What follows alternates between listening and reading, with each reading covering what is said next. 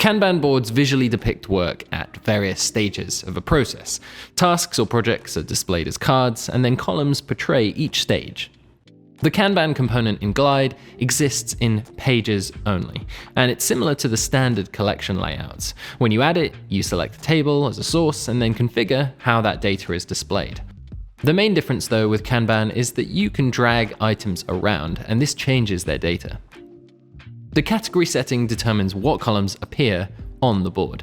If the column you select contains 3 unique values, then you'll see 3 columns.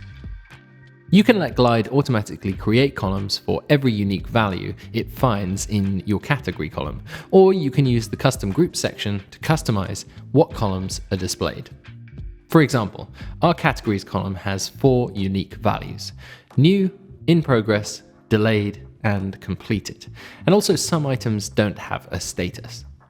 If the custom groups configuration is empty, the Kanban component shows all 4 columns with the exact names that it finds in the table. If we want to only show certain categories or change the name of the category that is displayed, we can add new categories in this section. When you add a new custom group, there are 2 fields. The first is the value, and the second is the title that is displayed for that column. Glide starts with a default uncategorized column, which will catch all the items that don't have a value. If you want to add more columns, just add the value of the items on the left and the title that you want to display in the column on the right. Here we've left the uncategorized column and added the new and in progress values. The title of the column will default to the value if you leave it blank, or you can override it and change what is displayed to the user. Most of the other settings for Kanban will be familiar to you if you've already worked with collections.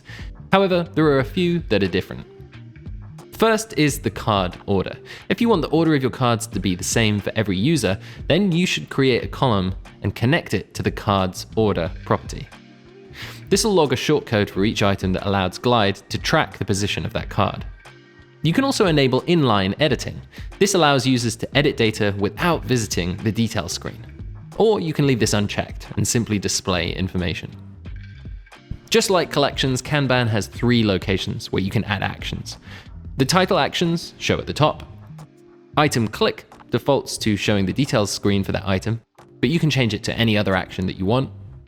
And collection item actions show in the drop-down menu in each item.